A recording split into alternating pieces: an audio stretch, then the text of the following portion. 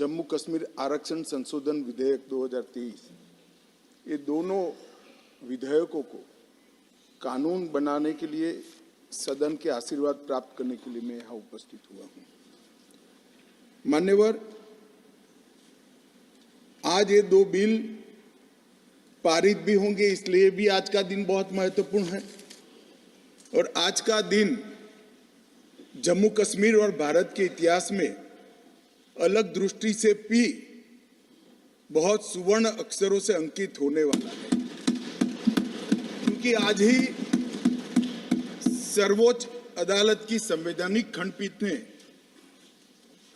धारा 370 को समाप्त करने का और जम्मू कश्मीर राज्य के पुनर्गठन का विधेयक, जो मैं 5 अगस्त 2019 को इस सदन में मोदी जी के लिए गए निर्णय के अनुमोदना में लेकर आया था, वो बिल लाने की मंशा, बिल का संवैधानिक रूप से स्वीकार और पूरी प्रक्रिया को भी माननीय सर्वोच्च अदालत ने संवैधानिक घोषित किया है, सर्वानुमत से किया है। मान्यवर, बहुत सारे सवाल परसों तक उठाए गए। परसों भी लोकसभा में कहा गया कि ये बिल अभी लंबित है, क्यों जल्दबाजी में ला रहे हैं, सुप्रीम कोर्ट न्याय करेगी, आपको राह देखनी चाहिए।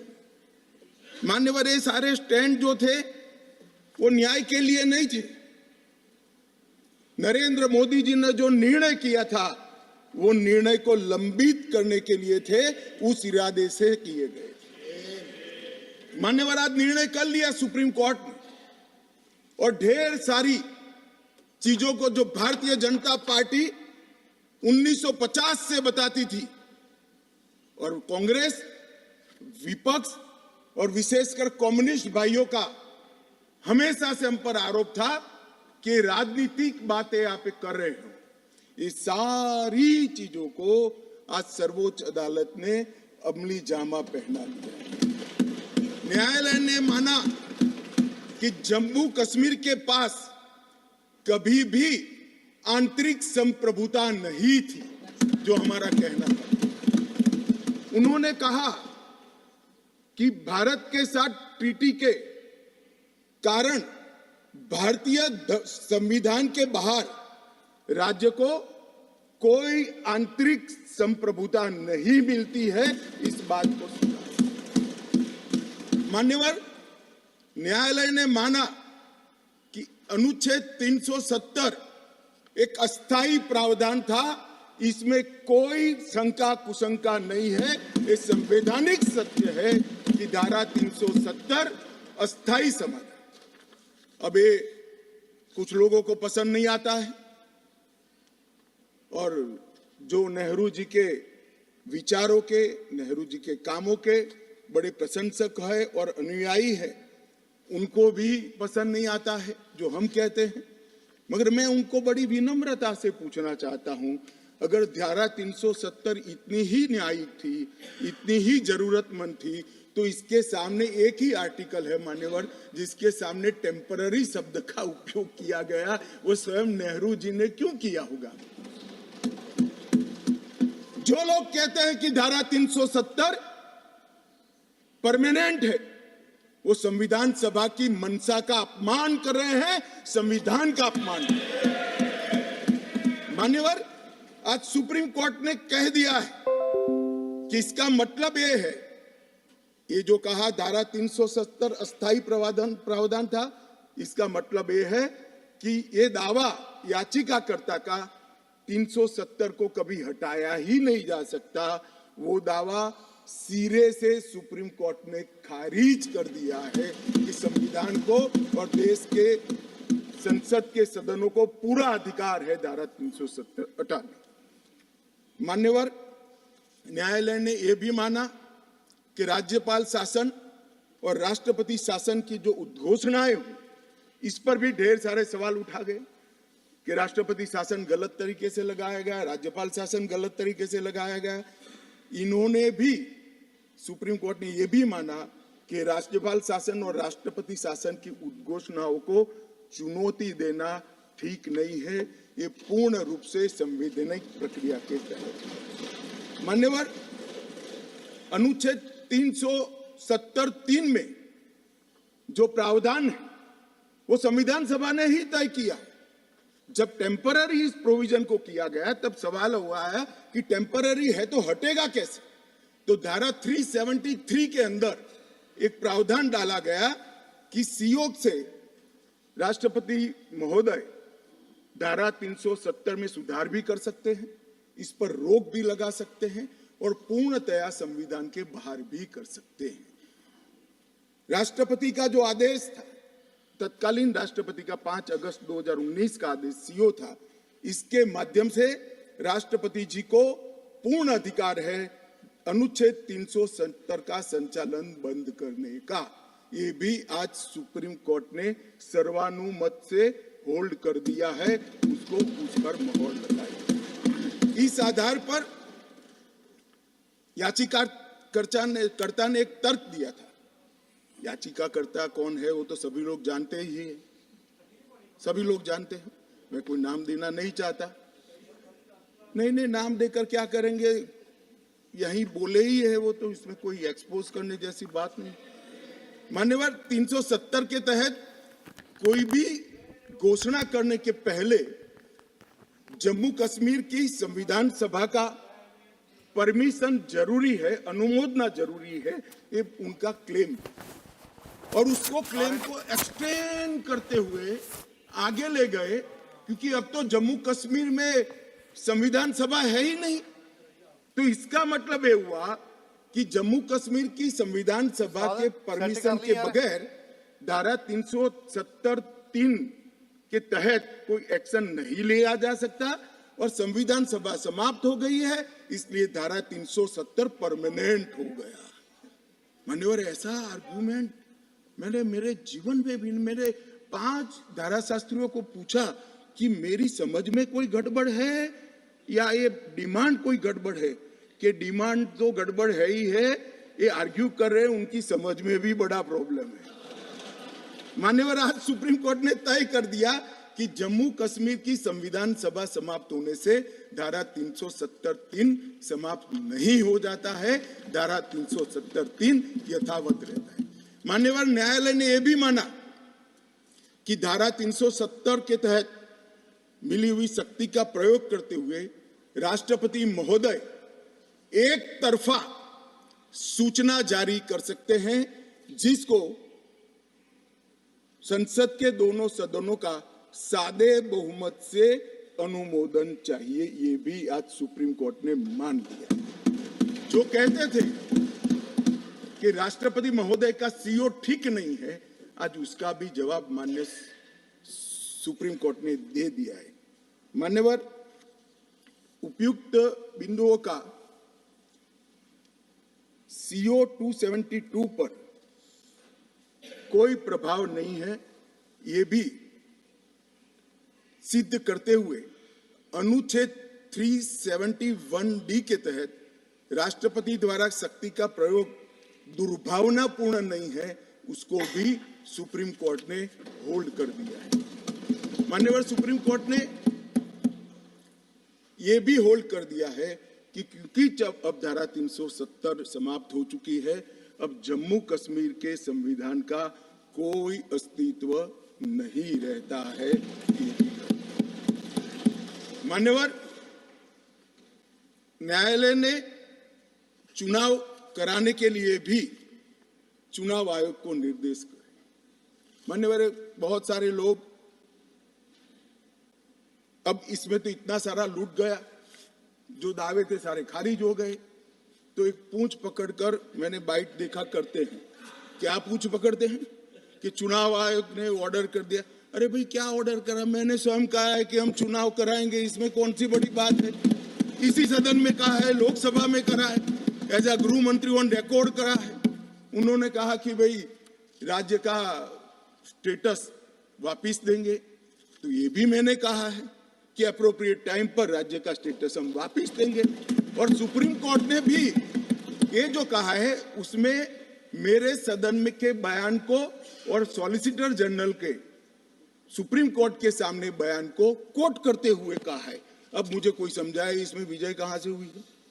घोर पराजय में विजय कैसे ढूंढना, इसकी कला कोई आप लोगों से सीख ले साहब। इतने बड़े घोर पराजय विजय कैसे ढूंढना, इसका कोई अभ्यास वर्ग साहब रखना चाहिए साथ में। ये बहुत बड़ी कला है। मैं तो आज अगर उनके जैसे मेरे विचार होते तो ये सुप्रीम कोर्ट के जजमेंट को देखकर डिप्रेशन के मारे 1 महीना सदन में ना आता, मगर ये तो प्रेस कर रहे हैं।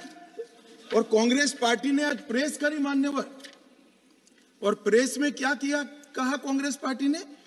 कांग्रेस पार्टी ने ये कहा मान्यवर कि ये जजमेंट आने के बाद भी हम मानते हैं कि धारा 370 को गलत तरीके से हटाया गया है। अब मान्यवर, देश के दोनों सदनों ने, देश की संसद की दोनों सदनों ने राष्ट्रपति के सीओ को अनुमोदना दे दी, कानून पारित हो गया, कानून नोटिफाइड हो गया। किसी ने चैलेंज भी किया सुप्रीम कोर्ट में, ठीक है, सबका अधिकार है, करना चाहिए। सुप्रीम कोर्ट में एक लंबी बहस भी हुई, 5 जजों की बेंच बनी और 5 सीनियर मोस्ट जज बने बैठे इसमें, लंबी बहस, सबकी सुनवाई हुई, आज फैसला भी आ गया। मगर ये फैसले के बाद भी ये कहते हैं कि हम इसको नहीं मानते हैं और हम मानते हैं कि धारा 370 गलत तरीके से हटाया गया है। मान्यवर, मैं इनको नहीं समझा सकता, मेरी तो मर्यादा है ऐसा, नहीं समझा सकता कि वास्तविकता क्या है। हमें समझना चाहिए कि 42,000 लोग मारे गए हैं। क्यों मारे गए? सवाल हिंदू मुस्लिम का नहीं है। इनसे ज्यादा मुसलमान गुजरात में है, कश्मीर से ज्यादा मुसलमान उत्तर प्रदेश में है, कश्मीर से ज्यादा मुसलमान बिहार में है, कश्मीर से ज्यादा मुसलमान आसाम में है। क्यों वहां अलगाववाद नहीं हुआ? क्यों वहां टेररिज्म नहीं हुआ? बाउंड्री का भी सवाल नहीं है साहब। कई ऐसे राज्य हैं, राजस्थान की बाउंड्री भी पाकिस्तान से लगती है, गुजरात की बाउंड्री भी पाकिस्तान से लगती। क्यों हुआ? क्योंकि धारा 370 अलगाववाद को बल देती थी और अलगाववाद के कारण आतंकवाद खड़ा हुआ। ये समझना ही नहीं था। एक गलत फैसला हो जाता है, कितने भी बड़े आदमी से हो सकता है, किसी भी पार्टी से भी हो सकता है, मगर जब इतिहास सिद्ध कर दे, समय सिद्ध कर दे ये फैसला गलत है, देश के हित में वापिस आना चाहिए। अभी भी मैं कहता हूं, वापिस आइए, वरना जितने बचे हो इतने भी नहीं बचोगे।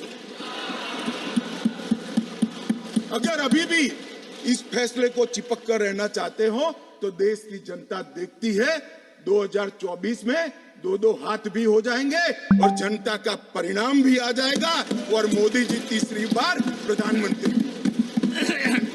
मान्यवर, मैं जिस 2 बिल को लेकर आया हूं वो 2 बिल एक प्रकार से सभी पार्टियों को मैंने सुना है, सर्वानुमत से बिल के तत्व को सबने समर्थन किया है।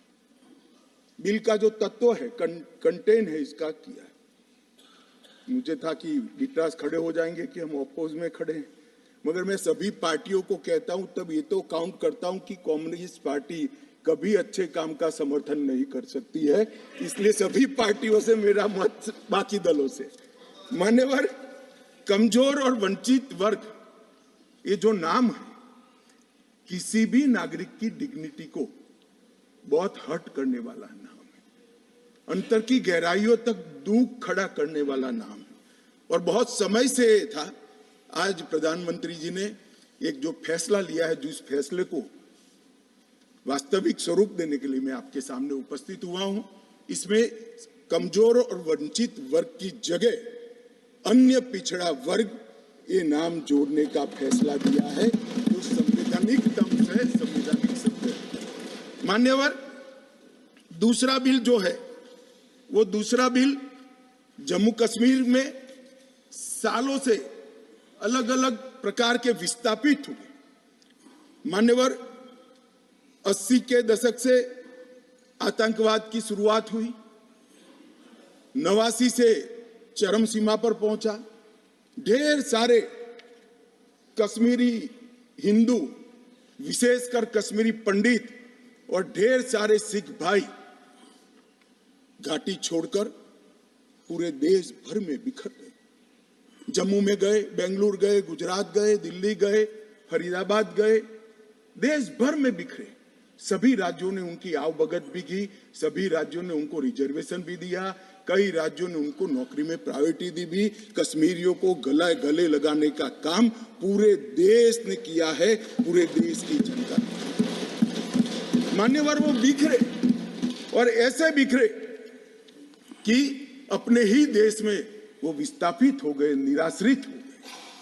जिनके पास अरबों खरबों की संपत्ति थी, वो दर दर की ठोकरें खाने के लिए मजबूर हो गए। मान्यवर, उन लोगों को सम्मान देने के लिए, और ये आंकड़ा कोई छोटा मोटा आंकड़ा नहीं है, 46,631 परिवार जो रजिस्टर्ड है वो वहां से विस्थापित हुए हैं, और 1,57,967 लोगों ने हमारे बहुत प्रयास के बाद 19 के बाद हमने एक अभियान चलाया, हर शहर में जाकर एडवर्टाइज दिया है, ऑनलाइन रजिस्ट्रेशन हो गया है और इतने लोग अब तक रजिस्टर्ड हुए।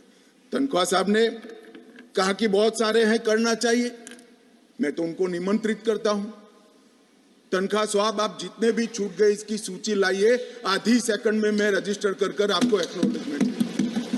मान्यवर, ऑनलाइन प्रक्रिया है। और मैं आज इस महान सदन के माध्यम से देश भर में बिखरे पड़े कश्मीरी पंडित और अन्य विस्थापितों को कहना चाहता हूं, नरेंद्र मोदी सरकार आपको न्याय देने के लिए कमिटेड है।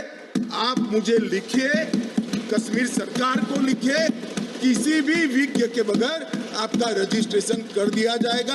आप मतदार भी बनोगे, चुनाव भी लड़ पाओगे और जम्मू कश्मीर के अंदर आप मंत्री बनकर भी जा सकते हो। आपको पूरा मान्यवर, 3 युद्ध भी हुए। 1947 में और 48 में युद्ध हुआ। 31,779 परिवार आज के पाकिस्तान अधिकृत कश्मीर से शरण लेकर भारत में आए। इनमें से 26,319 परिवार तत्कालीन जम्मू कश्मीर राज्य में बसे और शेष 5,460 परिवार अन्य भागों में बसे। दूसरा युद्ध हुआ 65 और 71 का, और छम्ब और नियाबत क्षेत्र से लगभग 10,065 परिवार विस्थापित हुए।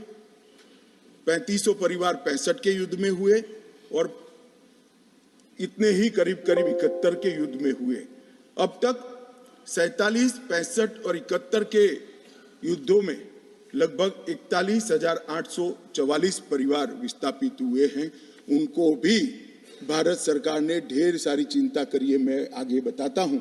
मगर ये बिल जो है मान्यवर, 3 सीटें, 2 जम्मू कश्मीर से विस्थापित परिवारों के लिए और 1 सीट पाक ऑक्यूपाई कश्मीर से विस्थापित आए हुए कश्मीरी भाइयों के लिए रिजर्व करने का काम नरेंद्र मोदी जी ने बहुत मन के साथ, चाव के साथ और संवेदना के साथ किया।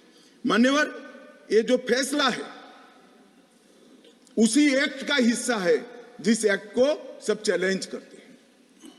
मैं उनको बताना चाहता हूं, जब आप 5 अगस्त 2019 के बिल को चैलेंज करते हो, तब आप डिलिमिटेशन कमीशन एक्ट को भी चैलेंज करते हो। ये मत भूलो कि आप इनके रिजर्वेशन के खिलाफ बात करते हो।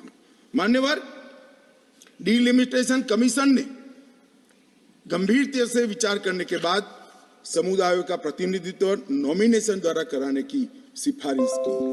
और मान्यवर, जम्मू कश्मीर प्रशासन ने, जो आज स्वाभाविक है राष्ट्रपति शासन है, उसने भी अपना अभिप्राय डिलिमिटेशन कमीशन को दिया था।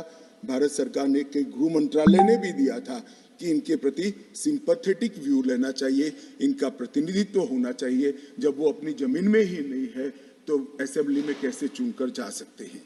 मान्यवर, और ये आदेश उन्होंने प्रकाशित किया था, जिसको आज कानूनी जामा पहनाकर मैं ये बिल को लेकर उपस्थित हुआ हूं। मान्यवर, ये जो डिलिमिटेशन कमीशन ने और भी कई फैसले किए हैं, मैं जरा सदन के सामने पूर्व की स्थिति और अभी की स्थिति बताना चाहता हूं। पूर्व में जम्मू में सिर्फ 37 सीट थी, 37 सीट थी। अब नए डिलिमिटेशन कमीशन ने 37 से बढ़ाकर 43 सीट जम्मू क्षेत्र में बनाने का काम। मान्यवर, कश्मीर में 46 सीट थी, 46 सीटें थी। अब 46 की जगह 47 सीटें, 47 सीटें बनाने का काम। इस तरह से जम्मू और कश्मीर दोनों को मिलाकर 83 सीटें थी। लद्दाख की सीटें निकाल दी है क्योंकि वहां यूटी बन चुकी। 83 सीटें थी, उसकी जगह 90 सीटें अब डिलिमिटेशन कमीशन ने करी है, जिसको भारत सरकार ने माना। और पाक ऑक्यूपाई कश्मीर की 24 सीटों को आरक्षित रखा गया है, क्योंकि हम अभी भी मानते हैं जिसको जो बोलना है वो बोले। इस सदन में बोला हुआ शब्द इतिहास बनता है। मैं आज फिर से कहना चाहता हूं, पाक ऑक्यूपाई कश्मीर भारत का है, हमारा है और हमसे कोई नहीं चाहता। मान्यवर, हमने 24 सीटें पाक ऑक्यूपाई कश्मीर के लिए सुनिश्चित की है। मान्यवर, अब तक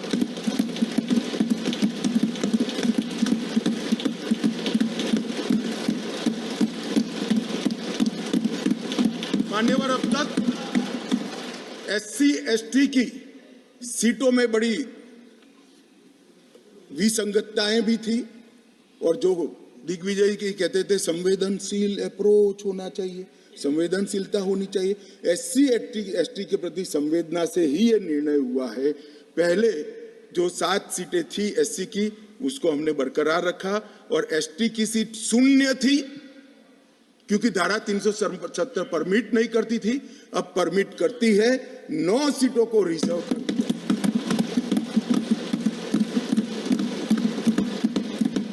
अरे जो कह रहे थे हमारे डॉक्टर साहब कि गुर्जर बकरवालों ने इस देश को बचाया है, मैं सदन में इस देश के गृह मंत्री के नाते कहना चाहता हूं, मान्यवर, कभी भी युद्ध हुआ, कभी भी आतंकवादियों ने पैंतरे रचे, मेरे गुर्जर बकरवाल भाइयों ने भारत के तिरंगे को ऊंचा किया। और आज सालों के बाद आज उनको न्याय मिलने जा रहा है। इसका कम से कम मुझे तो बहुत संतोष है। किसी को संवेदनशीलता दिखे या न दिखे, 75 साल तक उनका अधिकार जो भारत के संविधान ने दिया था, कौन रोक कर बैठा था उसको? कौन रोक कर बैठा था? क्या कोई जवाब दे सकता है? जम्मू कश्मीर के ST भाइयों के अधिकारों को कौन रोक कर? ये 3 परिवार रोक कर बैठे थे मान्यवर, जो 370 को एंजॉय कर मान्यवर। और इसके अलावे भी ओपन सीट में भी वो लड़ सकते हैं। माननीय दिग्विजय सिंह ने कहा, माननीय सदस्य ने कहा कि भाई इसमें स्पष्टता नहीं है, इनको कितनी मिलेगी, इनको कितनी मिलेगी। मैं फॉर इंफॉर्मेशन दिग्विजय सिंह को कहना चाहता हूं, ये इन प्रिंसिपल बिल है। ट्राइबल डिपार्टमेंट और OBC डिपार्टमेंट से अलग से इसके बिल आएंगे, जिसमें इसके रिजर्वेशन की सीटों की और चिन्हित करने की व्यवस्था होगी। वो एक अलग प्रक्रिया है, मगर ये स्पष्टता से कर देते। मैं दिग्विजय सिंह को बहुत अच्छे तरीके से जानता हूँ सर। जब भी वो हंसकर बोलते हैं तब बहुत समाज के अंदर डिस्टर्बेंस होता है। बड़ा रिकॉर्ड है उनका, मैं रिकॉर्ड को जानता हूँ। आज भी हंसकर बोले, मैंने बोला क्या निहितार्थ थे, फिर मैंने ध्यान से उनकी चीज को याद कर सोचा, तो मुझे मालूम पड़ा कि इन्होंने कहा कि भाई किसी का छीनकर तो नहीं लगू। ये गुर्जर और बकरवाल को लड़ाना चाहते हैं, गुर्जर और बकरवाल को लड़ाना चाहते हैं। मैं आज फिर से कह देता हूं, मान्यवर, बैठ जाइए दिग्विजय जी, अब हो गया, लोग समझ चुके हैं आपको, बैठ जाइए। मान्यवर He's not yielding. He's not yielding. He's not yielding. Go ahead. Honorable Home Minister. He's not yielding. He's not yielding. मान्यवर, मैं स्पष्टता करना चाहता हूं, गुर्जर भाइयों की एक भी सीट लिए बगैर बड़े संवेदनशीलता से बकरवाल भाइयों को दिया गया। हमें कोई आपत्ति, गुर्जर गुर्जरों को जो फायदा मिला है उसमें कोई बदलाव नहीं होगा। ट्राइबल के सारे फायदे एजुकेशन में और बाकी सारे नौकरियों के रिजर्वेशन में जितने भी फायदे गुर्जर भाइयों को मिल रहे हैं, पहाड़ियों को मिल रहे हैं, वो पहाड़ियों को जो भी मिलेगा वो उसके अलावे मिलेगा। एक भी नौकरी ना खत्म होगी, ना एक भी शिक्षा की सीट खत्म होगी। पूरा का पूरा अधिकार आपका भी रहेगा, उनका भी। मान्यवर, एक बहुत बड़ी चर्चा चली कि जवाहरलाल नेहरू जी का कश्मीर के लिए कंडक्ट और इस पर हमारा नजरिया थोड़ा तंग है। जहां तक तंग नजरिए का सवाल है साहब, देश की एक भी इंच जमीन का सवाल है, हमारा नजरिया तंग रहेगा, हम दिल बड़ा नहीं कर सकते। किसी को अधिकार नहीं है अपने बड़े हृदय को दिखाने के लिए देश का एक भूभाग देश से चला जाए और मूक दर्शक बनकर खड़े रह जाए, किसी को अधिकार नहीं। मैं आज फिर से कहता हूं, ये आरोप से मैं सहमत हूं। हमारा नजरिया तंग है। देश की एक इंच जमीन भी जाती है तो इसके लिए भारतीय जनता पार्टी का हर कार्यकर्ता मतलब सर्वोच्चता से संघर्ष करेगा, लड़ाई करेगा और लड़ेगा। हमें कोई इसमें शर्म की बात नहीं। मान्यवर, मैं कुछ बातें कहना चाहता हूं।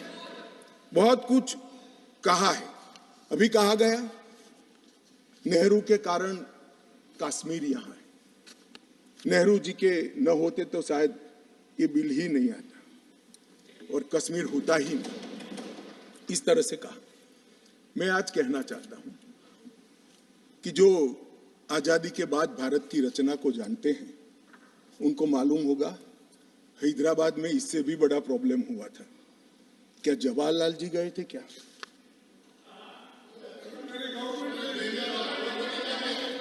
तो यहां गवर्नमेंट नहीं, यहां नेहरू। क्या कर रहे हो खड़गे जी? अभी भी वापस आओ।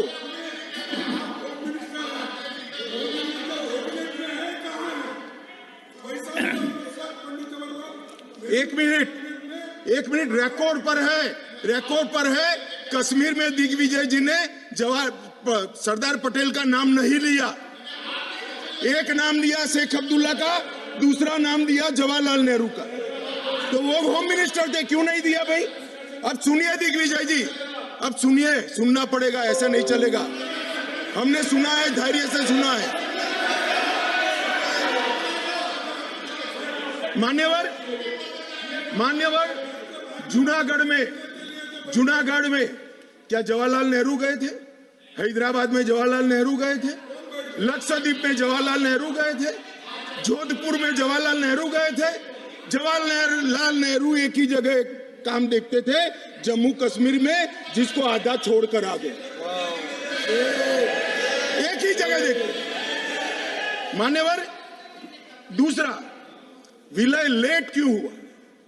सारे लोग जानते हैं साहब, इतिहास को 1000 फुट नीचे दफन कर दो, वो ऐसा बीज है जो वटवृक्ष बनकर सच्चाई बाहर आ जाती है। सब जानते हैं कि हमारा विलय इसलिए लेट हुआ कि महाराजा पर किसी एक व्यक्ति को विशेष स्थान देने का आग्रह था, शेख अब्दुल्ला को विशेष स्थान देने का आग्रह था। इसके कारण विलय लेट हुआ और पाकिस्तान को आक्रमण करने का मौका। मैं आज ये पूछना चाहता हूं कि इतने सारे कठिन राज्यों का विलय हो गया, कहीं पर 370 क्यों नहीं है? क्यों नहीं है? ना जोधपुर में है, ना जूनागढ़ में है, ना हैदराबाद में है, ना लक्षद्वीप में है।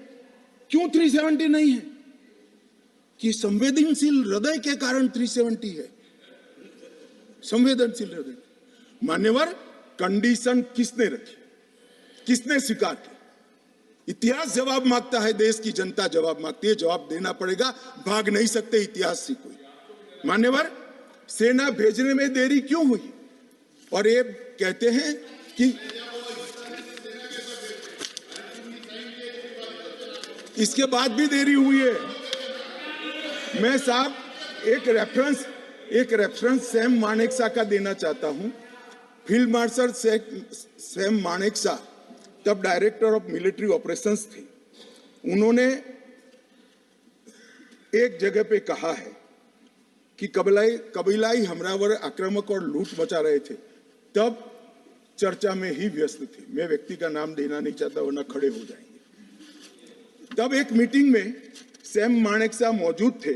सरदार पटेल जी ने नेहरू जी को कहा, जवाहर आप कश्मीर चाहते हो या नहीं चाहते हो, देरी क्यों हो रही है? तब जाकर सेना भेजने का निर्णय हुआ है। जवाब देना पड़ेगा। नहीं दिग्विजय भी ऐसे मत करे, मैं भेज दूंगा आपको, पुस्तक ही भेज दूंगा। मान्यवर, Honorable Home Minister is not yielding. He is not yielding. Honorable Home Minister is not yielding. मान्यवर,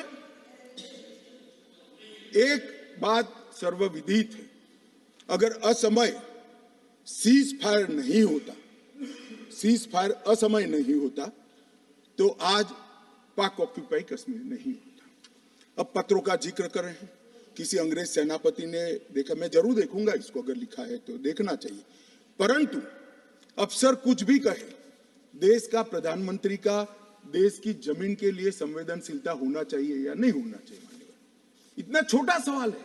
हमारी सेना जीत रही थी, वो भाग रहे थे, 2 दिन रुक जाते, पूरा पाक ऑक्यूपाई कश्मीर तिरंगे के तले आ जाता। क्यों किया? दूसरा, क्यों मामले को यूएन में ले जाया गया? अब ये सारी चीजों को आप कहते हैं कि रेफरेंस लाइए। मान्यवर, मुझे मालूम था दिग्विजय सिंह, हाँ करता हूं, बैठिए, मुझे मालूम था साहब ये खड़े हो जाएंगे, इसलिए मैं लेकर आया। मैं एक कोट अनकोट पढ़ता हूं। यूनाइटेड नेशन के अनुभवों के बाद मैं इस निष्कर्ष पर पहुंचा हूं कि वहां से कुछ संतोषजनक नतीजों की उम्मीद नहीं की जा सकती।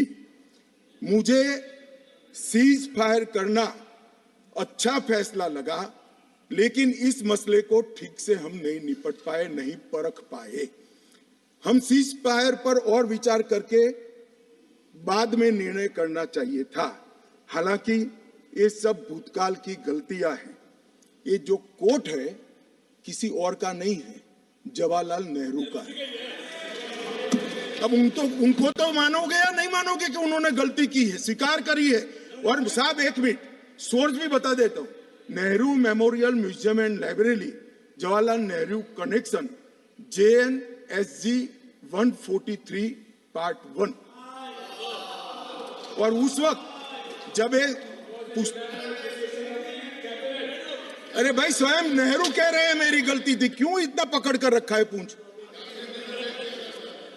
मान्यवर, और चलो संयुक्त राष्ट्र में जाना भी था तो अनुच्छेद 51 में क्यों ले गए, जहां भारत के अधिकार सीमित होते थे? अनुच्छेद 35 में जाते तो भी हमें कोई दिक्कत नहीं होती। ये भी एक बहुत बड़ा गलत फैसला था।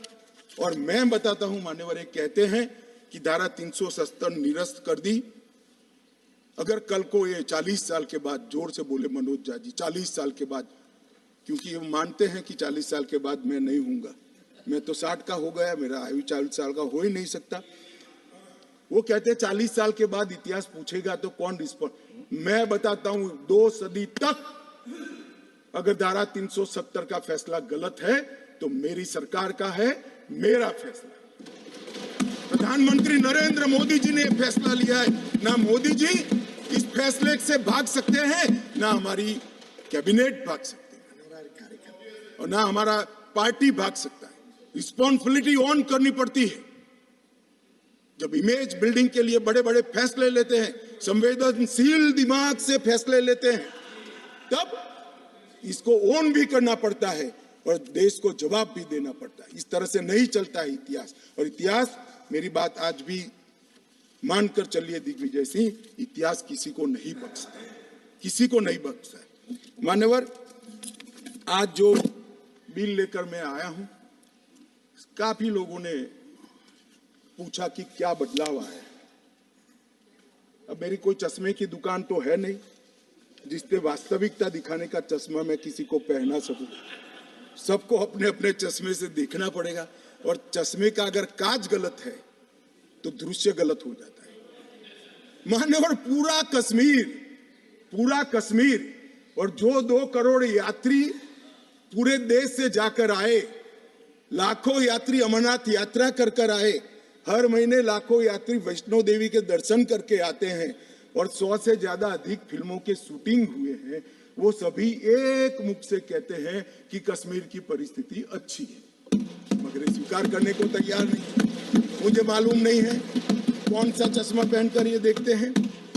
मान्यवर, मैं आज कहना चाहता हूं कि जिस कश्मीर में 40,000 से ज्यादा लोग मारे गए, कई पिताओं ने अपने कंधों पर बेटे के जनाजे लेकर गए। मान्यवर, अपनी बेटी की डोली तक कई लोग नहीं देख पाए, और कई बहनों ने अपने भाई को खो दिया।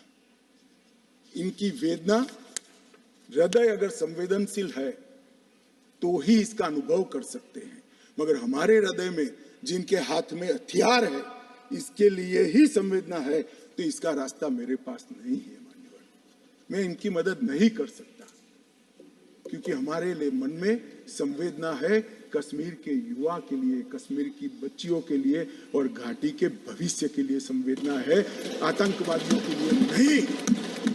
मान्यवर, मैं समझता हूं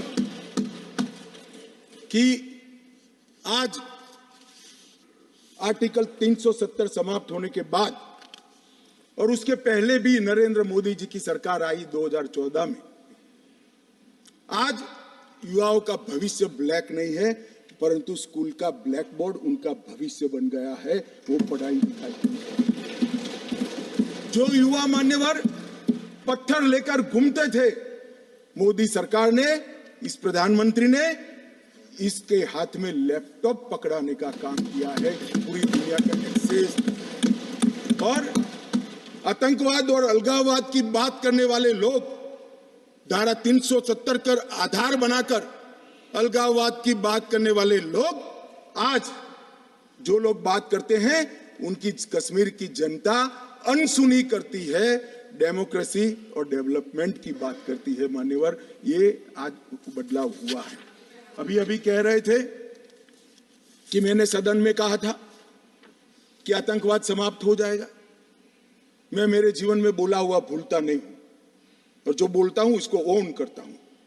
मैंने कहा था कि 370 के कारण अलगाववाद की भावना समाप्त हो जाएगी, और जब अलगाववाद की भावना समाप्त होगी, सहन आतंकवाद कम हो जाएगा, समाप्त हो जाएगा। मान्यवर, ये बीच मझधार में 40 साल इन्होंने गलतियां करी, 80 के दशक से गलतियां करते आए, संवेदनशील हृदय से सोचते रहे, संवेदनाएं हथियार उठाने वालों के लिए रखे, और इस 40 साल की गलती को ऐसा सोचते हैं कि मोदी जी के 4 साल में सुधर जाएगा। मगर आपकी बात सही है, अपेक्षा ऐसी ही रखनी चाहिए। मैं अब विषय पर, मान्यवर, मैं बहुत पास में नहीं जाता, जब चरम सीमा पर थे तब तो आंकड़े बहुत भयावह थे, 90 के दशक में बहुत भयावह आंकड़े थे, परंतु मैं यूपीए शासनकाल की बात करना चाहता हूं। 2004 से 14 जब सोनिया जी और मनमोहन जी की सरकार थी, कुल आतंकवादी घटनाएं 7,217 हुई थी, और अब आतंकवादी घटनाएं सिर्फ 2,197 हुई है। ये 10 साल। अब सुन लीजिए, बाद में एक मुद्दा खड़ा करिए खड़गे जी। 70% की कमी हुई है मान्यवर, 70% की कमी हुई, और उसमें धारा 370 हटाने के बाद केवल और केवल 4 साल ही गए। सिक्योरिटी फोर्स और नागरिक टोटल 2829, करीब 3,2900 नागरिक और सिक्योरिटी फोर्सेस मारे गए। अब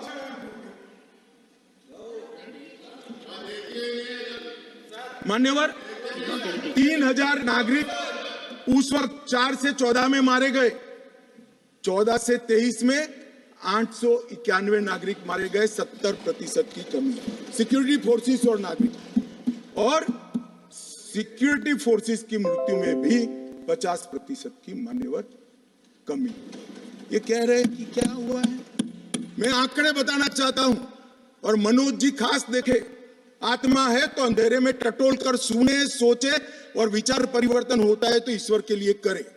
मान्यवर ऑर्गेनाइज स्टोन पेल्टिंग 2010 में 2654 घटनाएं थी, 2023 में सिर्फ 4 साल हुए हैं, एक भी पथराव की घटना नहीं हुई, एक भी नहीं।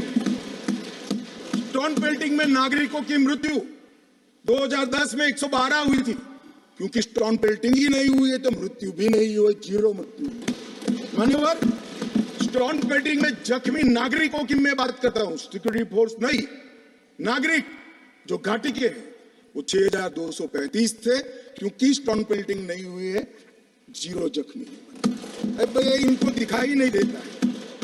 सीज फायर वायलेशन की घटनाएं 2010 में 70 थी और 2023 में 6 हुई।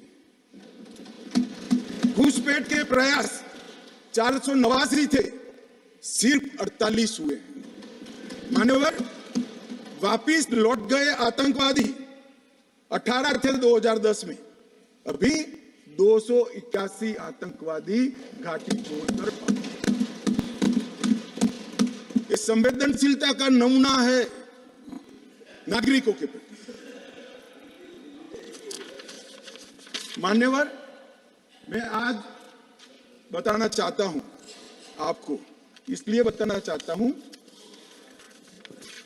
कि हमने सिर्फ टेररिज्म के खिलाफ आवाज नहीं उठाया है, टेररिज्म के खिलाफ आवाज नहीं उठाया है, इस पर आक्रामक कार्यवाही करी ऐसा नहीं है। हमने टेररिज्म की इको सिस्टम को खत्म करने का काम किया। जो टेररिज्म को फाइनेंस करते थे उन पर भी काम किया है। एनआईए द्वारा टेरर फाइनेंस के केस 32 रजिस्टर किए गए 2014 के पहले, एक भी। स्टेट इन्वेस्टिगेशन एजेंसी ने टेरर फाइनेंस के केस 51 रजिस्टर किए, पहले स्टेट इन्वेस्टिगेशन एजेंसी की जरूरत ही महसूस नहीं की गई थी। और मान्यवर